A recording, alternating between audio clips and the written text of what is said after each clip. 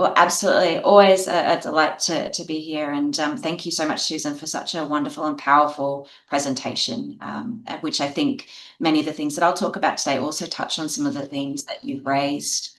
So I'm going to be talking today about some research we've been doing on the impact of insecurity on treatment response for refugees receiving a phase-based intervention for PTSD.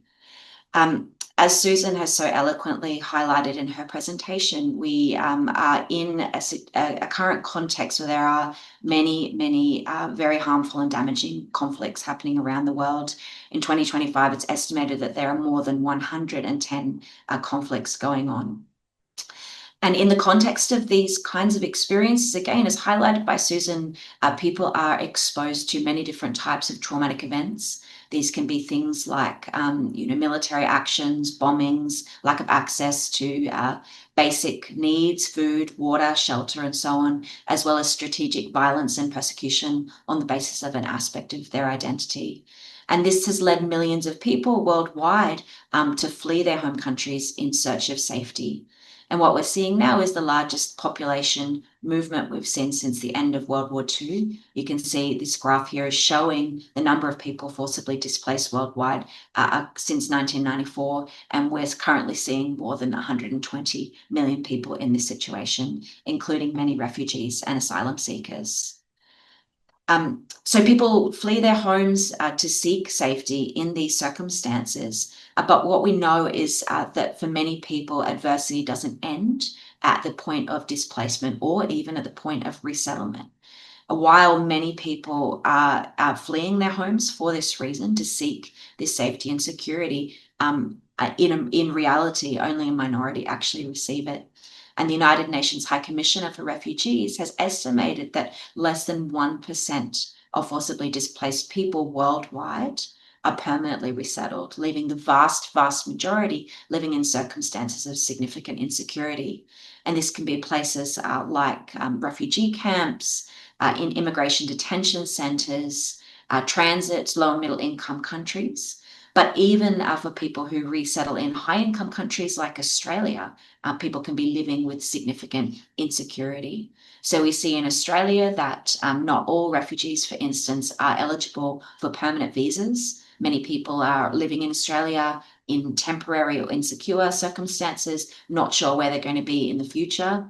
And as Susan's presentation highlighted very powerfully, even for those who are resettled in Australia permanently, for many people, they have family, they have friends, they have loved ones who are still living in conflict zones, in situations where there is significant ongoing threat. And we know how difficult it is to feel that sense of safety and security when the people that you love are living with this ongoing fear, terror, and uncertainty about the future. So a number of research studies that we've done over the past decade or so have been looking at the psychological toll of living with uncertainty. And researchers at our studies and studies that are conducted by others have suggested that, for example, visa insecurity, so having a temporary visa, has been associated with greater psychological symptoms, including post-traumatic stress disorder, depression, suicidality, and functional impairment compared to people living with secure visas. And this includes some research that's been done by our wonderful colleagues at STARTS. We also know that permanent visa holders living in Australia show improved psychological symptoms over time, whereas people who hold temporary visas show increased symptoms. And we've done some research longitudinally, which has suggested that after receiving permanent visas, people who have previously lived on temporary visas show marked improvements in mental health. But alongside this, my colleague Belinda Liddell, also at the Refugee Trauma and Recovery Program at the University of Newcastle, has really shined a light on this sense of ongoing threat that people might experience when they have family members that they're separated from who still live in dangerous circumstances, or indeed when there's family separation and family members may have disappeared and individuals might not be sure what's happened to them, that these experiences are also associated with increased psychological symptoms. So what we're learning from this body of research is how absolutely critical safety and security, the conditions of safety and security are in terms of supporting the mental health of people from refugee backgrounds. and that the policies that perpetuate this uncertainty are associated with impaired well-being and functioning. So, I think as Susan has very, and you did the perfect presentation, Susan, to, I think, highlight some of these issues. The first and foremost, we want to be looking at changing these policies. We want to be looking at ways in which we can support people overcome these structural barriers to well-being by providing these conditions of safety and security in any way that we can. But of course, policy change is often slow, or in some cases, very, very difficult. And my background is as a clinical psychologist, and so I'm always very interested in how we might actually help people to cope while they're living with these circumstances of insecurity and lack of safety, while this ongoing efforts to advocate for policy change are happening. And so this led us at the Refugee Trauma and Recovery Program to think about what kinds of psychological processes might be implicated in mental health and well-being for refugees living under these conditions of insecurity. And one thing that always struck me when I've been working with clients and my team who've been working with clients is just the number of stresses that people living under these circumstances having to deal with all the time. If I'm living even in Australia on a temporary visa, I may not be sure what the future holds. I might be having difficulties getting housing or access to healthcare or financial security. So there's constant stresses that we're dealing with that can give rise to a number of different negative emotions. So having to constantly be dealing with this fear, but also sadness, grief, some guilt, some despair about the future, depression, doubt about whether anything's going to be resolved in the future, gives rise to this level of negative emotions that people are having to deal with all the time. And so this made us wonder whether potentially one strategy for helping support people while living with this insecurity is helping them to learn skills to manage this emotion regulation or manage these negative emotions. So emotion regulation can be defined as the capacity of individuals to influence their emotional and psychological responses, as well as the ways in which they experience and express emotions. And there's a vast body of research that has been undertaken with trauma survivors in general, which has found that emotion regulation difficulties have been associated with poorer mental health in the aftermath of traumatic events. And what we've been interested in looking at is to what extent does this relationship extend to people from refugee backgrounds. So our first study looking at this was done way back in 2015. And this was a study that we conducted in Switzerland in collaboration with an outpatient clinic that provided psychological treatment and support for torture survivors. And in this study, which was done via a clinician-assisted self-report survey, we looked at whether these emotion regulation difficulties might be explaining some of the relationships that we were seeing between trauma exposure and daily stresses and psychological outcomes. And we found that indeed this was the case, that greater trauma exposure, but importantly, greater experiences of these daily stresses, these difficulties in everyday life were associated with higher emotion regulation difficulties, which in turn were associated with greater psychological symptoms. But this was a cross-sectional study, and we're limited in the extent to which we can talk about the mechanistic relationship of emotion regulation difficulties when we're measuring everything at the same time. And so we subsequently looked at a study where we looked at whether emotion regulation temporally preceded psychological symptoms in refugees to try to get a sense of the temporal ordering and the potential mechanistic role here. And so this was a study that was led by my wonderful postdoc, Dr. Philippa Specky. You can see her photo there. And we did this study with a little over 1,000 refugees who are living in Australia. And we measured these variables over a period of 2 years. And what we found here was that, first of all, when people had higher daily stresses, these ongoing living difficulties, we saw that that was associated with subsequent increases in emotion regulation difficulties 6 months later. And then in turn, greater emotion regulation difficulties were associated with subsequent increases in PTSD symptoms. So suggesting that this emotion regulation, emotion dysregulation component might be some kind of a mechanistic factor between these daily stresses and psychological outcomes. But we then wanted to look at whether this relationship extended to refugees living with significant insecurity. And so for this study, we worked with refugees living in Indonesia, which is a very difficult and insecure circumstance.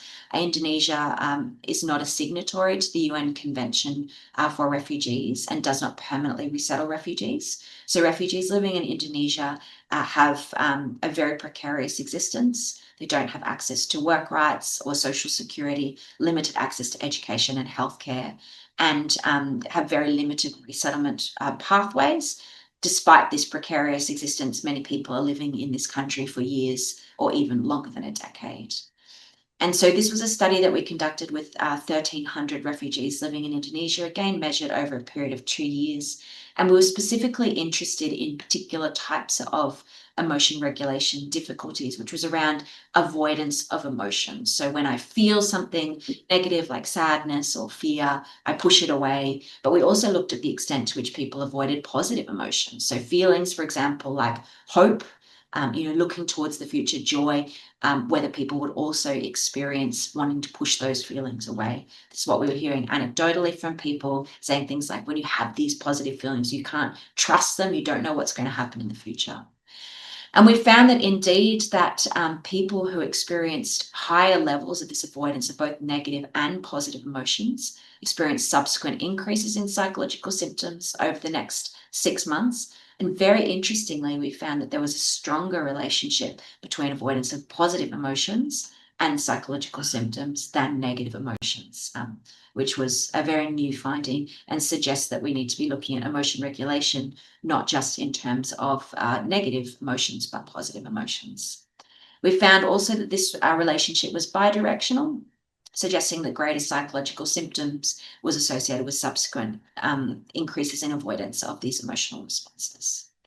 So this sort of provided some evidence to suggest that emotion regulation difficulties seem to be operating as a mechanism maintaining psychological symptoms amongst refugees. And for us, this pointed to the potential for emotion dysregulation as a treatment target for refugees living with post-traumatic stress symptoms, but particularly for those living with insecurity. And so this led us to ask the question, okay, so, what next? How do we address this in a clinical setting? What kind of strategies and skills might we be able to help people to gain to be able to manage this emotion regulation difficulty, which seems to be important in driving psychological symptoms? So the good news here is that we already have some really good interventions that are available that address some of these factors that we're interested in. I'm going to talk in some more detail about each of these interventions, and then I'm going to talk about the study that we conducted. Now, as Jorge has mentioned, this is actually a brand new study. This study is hot off the press. You guys are getting a preview of some of the findings that we have here. It's currently under review, so we're not going to share the slides at this point, but would be very happy to when the paper's published and share the paper itself. So the first intervention that we wanted to look at in how we might be able to help refugees living with insecurity with post-traumatic stress symptoms is narrative exposure therapy. So narrative exposure therapy actually was developed by 3 authors from Germany who really drew on a couple of different theoretical models and existing treatments. So the first of this was what's known as testimony psychotherapy. So this was a therapeutic modality that came out of work that was being done with former Chilean political prisoners and their families. And throughout this process, the authors noticed that as they got people to provide testimony on the human rights violations they and their family members had experienced, they saw reductions in psychological symptoms. This led them to think about the role that testimony, bearing witness, and the ability to really lay out human rights violations and have that be a record of what's happened can be therapeutic and can be a therapeutic instrument. So the authors of this intervention, Frank Neuner, Maggie Schauer, and Thomas Albert, actually drew on this approach as well as evidence-based approaches for post-traumatic stress disorder, which feature exposure therapy as a frontline intervention. They brought these 2 approaches together to develop narrative exposure therapy. So narrative exposure therapy, or NET, is a time-limited trauma-focused intervention specifically developed for refugees and conflict-affected populations. And it operates using 3 principles. The first is psychoeducation regarding trauma-related symptoms. The second, emotional processing of past events to reduce symptoms that impair current functioning, but also to find meaning in and resolution of past experiences. And the third pillar is really providing this testimony of human rights violations. It takes a narrative lifetime approach to conceptualizing trauma, which overcomes some of the really important limitations that we've seen when trying to use interventions that have been developed with survivors of single incident civilian trauma, like motor vehicle accidents.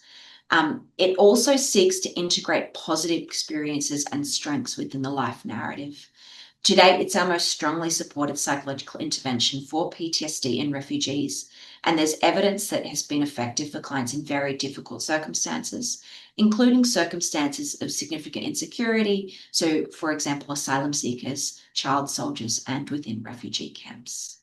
So this is a great intervention in terms of looking at actually targeting PTSD symptoms and really processing past events. But what it doesn't do is specifically focus in on emotion regulation and providing people with the skills that might help them to manage these negative emotions that they're very understandably experiencing in the context of ongoing stresses. And so we looked around to see what other interventions might be really suitable for this purpose. And we focused in on STARE, which is skills training in effective and interpersonal regulation. So this is a brief skills-based intervention that's been developed for survivors of childhood trauma, specifically childhood abuse. And so it has been developed and validated with people who've been through really complex interpersonal, prolonged, repeated traumatic events, which is consistent with the experiences of many people from refugee backgrounds. And it focuses on social and psychological disruptions to people's capacity to manage emotions that are caused by past trauma and current stresses. Takes a holistic approach, so it focuses on body, mind, and behaviors. And it's got a strong evidence base with survivors of complex trauma, particularly when paired with trauma-focused interventions. However, this intervention was not developed for people from refugee backgrounds, and so there were certain aspects of the intervention that maybe didn't fit with this population so well. And so our research group, in collaboration with Marilyn Kloetra, who developed the intervention, have worked over the past few years to adapt the intervention to the refugee context. And this was really around recognizing these ongoing stresses and how powerful they are in influencing people's well-being. So focusing on skills to manage emotional responses to current stresses, integrating the refugee experience throughout the manual. Also recognizing that for many people from refugee backgrounds, there's a strong sense of collectivism and interdependence with other people, suggesting that kind of a exclusive focus on intrapersonal emotion regulation, so me regulating my own negative emotions, while important, may not be as important as the social aspects of this. So the extent to which emotion regulation happens in the context of relationships in the family unit or even more broadly. So we enhanced a social connectedness focus. And we really did a lot of this by building around a case study of a client from a refugee background. So before I move to the findings of the study, I wanted to give you a little flavor of what the intervention looked like. So an example of how we approached the adaptation of this intervention was we used a case study of a client we called Salim. So Salim is a 42-year-old man from Iraq who lives in Fairfield, Sydney with his family. Like many refugees and asylum seekers, he has experienced and witnessed traumatic events back home. He has to face greater stress than most people. He escaped a terrible situation in his home country. He then had the added stress of moving to a new country and trying to resettle. Challenges like learning a new language, finding a suitable home for his family, understanding new systems. On top of this, he has normal life challenges we all face, like parenting, finances, and so on. So there's a lot to cope with. It's therefore natural that at times Salim and others like him may feel distressed and overwhelmed. And we found the use of a case study throughout the intervention to be really powerful. Clients differed in the extent to which they related to the case study. Some people said, yeah, I can really relate to Salim's situation and the emotions he's coping with and the strategies he uses. Other people said, I can't relate, to this isn't like me, but that then gave them a jumping off point to say how their experience was different to this. So that was a useful tool in this manual. We then really focused in on understanding motivation and the interpersonal focus that many of our clients had. So clients at the beginning of the intervention would really think carefully about how being emotionally stronger or learning these emotion regulation skills might help them in their daily lives and why it was important. So an example might be, I want to be emotionally strong to support my son who's still living in Syria and to be ready for when he comes to Australia. And this might be an example from a client who is suffering greatly from this family separation, fear for what's going to happen to her son in a very, very volatile situation at the time of this study, and struggling to even talk to him on the phone without becoming really overwhelmed. And so looking for the benefits in becoming emotionally stronger to be able to have that strength to support her son through this difficult situation and also be ready for the future when hopefully he would arrive in Australia. We built emotional awareness in this intervention. You can see here, this is the Arabic version of an emotions wheel that our clients use to identify their emotional responses. And we focused on different channels of emotions and building skills. For example, nourishing the body, positive activities, and strengthening the mind. With an example from the Salim case study being of really focusing in on some of these difficulties people experience when they have significant depression symptoms, not feeling like doing anything, not wanting to get out and really engage with other people socially. And in this example, Salim decides that one action he's going to take as a positive activity to strengthen his relationship with his daughter is to read Arabic poetry with her. And that's something that he gets some joy and pleasure from, which then leads him to join and engage in an Arabic poetry group at his local library. So seeing how these behavioral and physical activities can be really important in enhancing emotion regulation skills. So that's a little bit of a snapshot of what the intervention looked like. We then went on to evaluate this intervention.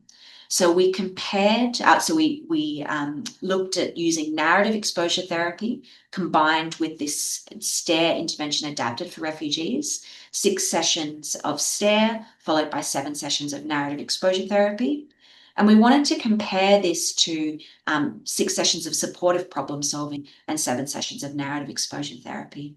Now, the reason we selected this design is we wanted to look at whether specific training in emotion regulation enhanced treatment outcomes when people received narrative exposure therapy, which is considered a best practice or frontline intervention for PTSD. And we wanted to compare this to a really ecologically valid control group. And we chose supportive problem solving because many clients who are living with insecurity really come to treatment wanting help in solving really practical problems that they're experiencing at the moment. And so we thought that having that present focus would provide a really robust comparison to looking at how skills around emotion regulation might work in terms of really enhancing people's capacity to then engage in the past focused interventions that we know are effective in reducing PTSD symptoms. So we conducted a randomized controlled trial, and this study involved 71 refugees with PTSD who speak Arabic, Farsi, or English, referred to us from settlement and clinical services. They undertook 13 90-minute sessions at a weekly cadence where possible. And this was predominantly delivered via telehealth. So this study started and then very quickly we had COVID, the COVID pandemic happen. So we really had to pivot. We weren't sure how this would go via telehealth, to be completely honest with you. We hadn't done this kind of work before, and we found it actually to be extremely beneficial. We found it actually overcame a lot of the barriers that we found with our clients actually being able to come face to face to treatment, and when there were so many pressing stresses they were experiencing. It also meant we could extend the recruitment Australia-wide and reach people in regional and rural communities as well. So the model that we used in this intervention was the therapists were based in our research and treatment group, but they all worked in collaboration, very close collaboration with intercultural therapy assistants. This is a model that Frank Neuner also uses, one of the people who developed narrative exposure therapy, where our intercultural therapy assistants were trained by our research team on the intervention and really served as a bridge to our clients. So they were able to help us with troubleshooting difficulties that our clients might be having in attending the intervention, helping us to understand the cultural and socio-political context that our clients were coming from. They were really invaluable members of the therapy team. All clients were assessed at pre-treatment, midway through treatment, between STARE and NET or supportive problem solving in NET, post-treatment, and 3 and 12-month follow-ups. So a little snapshot of our participants. So the mean age was around 50 years. About 2/3 of our sample were female. People had been in Australia for very varied periods of time. The vast majority of our clients were Arabic speaking, and about 3/4 of our clients had some kind of a secure a visa, whereas about a quarter had an insecure visa, temporary protection visa, SHEV, asylum seeker, expired visa, bridging visa. In this study, we defined insecurity status not just in terms of visa, but also we had many participants in our study who may have been on a permanent visa but were alone in Australia and separated from all members of their family. And what we know from our research and some of the work that's been doing, including I think what was really shown by the research that Susan was presenting, was that being separated from one's family, having great fear about what's happening to them, can be as stressful as being an insecure status oneself. So we actually combine those groups together. People who are relatively secure either had family with them in Australia or were in some kind of permanent visa, or people who are insecure, temporary visa, or separated from family members. We had good session attendance, a mean of 11 sessions attended. 3/4 of the sample did the study online. And 3/4 of our sample also had a current diagnosis of comorbid major depressive disorder. People had been exposed to a mean of nearly 12 types of trauma. This was a very highly traumatized sample, with over 3/4 being exposed to war exposure, but many others have been exposed to other types of traumatic events, witnessing murder or execution, being physically assaulted, being sexually assaulted, being tortured. So our first question was, does emotion regulation training improve the outcomes of trauma-focused therapy? And I'm going to show you some findings related to post-traumatic stress disorder before I move into talking about the summary of overall findings. So what you can see here on this graph, this is our overall sample. You can see on the y-axis we have PTSD symptoms, and on the x-axis we have the different time points that people were assessed. The blue line represents clients who received the STARE intervention prior to NET, and the red line clients who received the supportive problem-solving intervention prior to NET.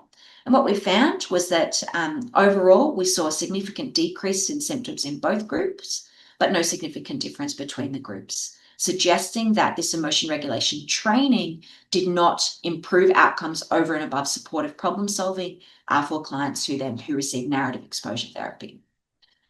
But when we divided our sample up into clients who either lived with security or low security or high security, so these are our people who are on insecure visas or were separated from all their family members, representing the low security group. So you can see our high security group, this is our green and purple lines. And you can see here a very similar pattern to what we saw to the overall sample, where people were overall improving in PTSD symptoms, that there really wasn't a difference between the groups. But when you look at our our low security participants, so people who were separated from their family or had insecure visas, a very different pattern emerged. So when we looked at our blue group, those who received STARE before NET, who had low security, they saw a very similar pattern to the overall sample, where we saw significant reductions in PTSD symptoms over time that were maintained at follow-up. But when we looked at our red group, those who received supportive problem solving followed by NET, but had low security status, we saw no significant change in psychological symptoms. So this is really suggesting a different pattern of response to different treatments depending on people's security status. So what did we find overall? So in the overall sample, clients showed reduced symptoms, with strongest reductions being in PTSD symptoms, We also saw improved capacity to manage daily stresses, as well as reduced emotion regulation difficulties and depression symptoms. But both interventions were equally effective, which is not terribly surprising. Trauma-focused therapy, like narrative exposure therapy, is a very effective intervention. Everyone received this intervention. And so it makes sense that overall we saw significant reductions in symptoms. Keeping in mind that because NET is such a powerful intervention, we may need quite a large sample size to be able to detect differences between groups in this overall sample. And we had a sample of 70. This may well not have been enough. Because of COVID, we had significant difficulties with recruitment and the timing of the grant that was funding this study. So it may have been if we had gotten more people, we might have seen a group difference, but we didn't see this overall. But the pattern looked quite different when we looked at clients with insecurity. So we saw that clients who had an insecure status who received supportive problem solving prior to NET showed maintained symptom levels, whereas clients with insecurity who received STARE before NET showed strong reductions in PTSD symptoms, depression symptoms, emotion regulation difficulties. They also saw greater improvements in relationships, so being less distant and cut off from other people, for example, and greater capacity to manage daily stresses, including enjoyment in their life, money, being able to access money to meet their daily needs, satisfaction with their conditions of their living space. Now, one caveat to this was a small sample. We only had 16 people who met this criteria for insecure status. So this is a finding that needs to be replicated, but we did see large effect sizes despite the small nature of this sample.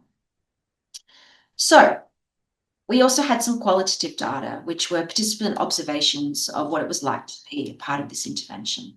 So we had an asylum seeker from his early 30s, because we did qualitative exit interviews with our clients, who said, from taking part in this therapy program, I've learned a lot about myself. This program covered many months. I've spoken about so many parts of my life. I've learned that my bucket was filled with negative emotions, but by talking about my experiences, I can reduce some of this water. A client, female, early 30s, who was from a refugee background. This program, I felt that I let go of an entire sadness. I let go of the sadness buried in my heart. I said everything I wanted to say that I needed to say. I lifted the weight of the stones off me. I felt comfortable to do this. I feel more comfortable now because of this. Another client, the sessions gave me the strength to continue and the power to overcome the past. And finally, I have taken the first steps in my recovery. This is my beginning. So what did we learn overall from this study?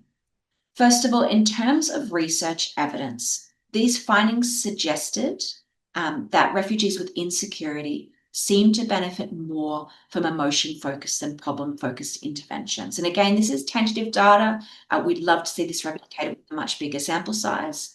But what this is actually consistent with is a body of work that talks about the way in which coping strategies need to fit to the environment that people find themselves in, what's known as the goodness of fit hypothesis of coping. And this hypothesis is really arguing that when people are living in circumstances of uncontrollable stress, problem solving may not be effective because these problems are inherently very, very difficult to solve.